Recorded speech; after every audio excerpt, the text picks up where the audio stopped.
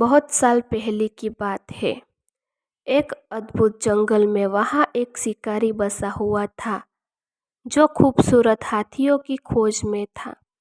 शिकारी की निगाहें बस हाथियों के सींग पर ही रहती थी।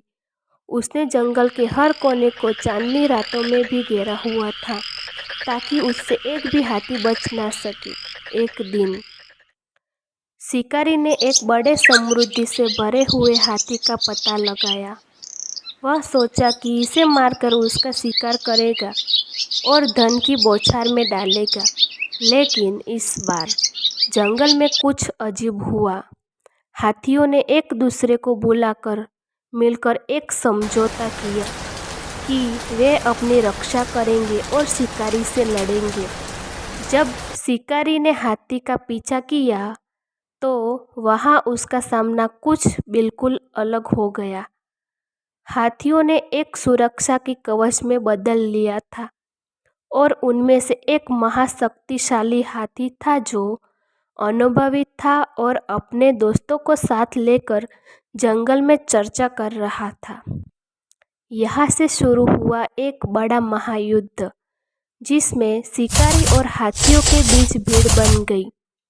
शिकारी की बंदूक की गोलियां इतनी तेज थी, लेकिन हाथियों की सेना में ताकत और एकता थी। जंगल में हलचल मच गई, लेकिन अचानक हाथियों के नेता ने शिकारी को बुलाया और धर्म की बात की। उन्होंने कहा, हम तुम्हारी भलाई ही चाहते हैं। हमारे साथ जंगल को और शांति और समृद्धि का स्थान बनाए ताकि हम सभी मिलकर इसे सुरक्षित रख सकें। शिकारी ने इसे सुनकर आत्मसमर्पण से सोचा और उसने अपने शिकारी कार्य को छोड़ा। उसने हाथियों के साथ मिलकर जंगल को बचाने का संकल्प किया। उस दिन के बाद से जंगल में शांति का माहौल बना रहा और हाथी खुशियों से रहने लगे। इस कहानी से हमें एक सीख मिलती है, एकता में ही सफलता है और हमें अपने साथियों के साथ मिलकर रहना चाहिए।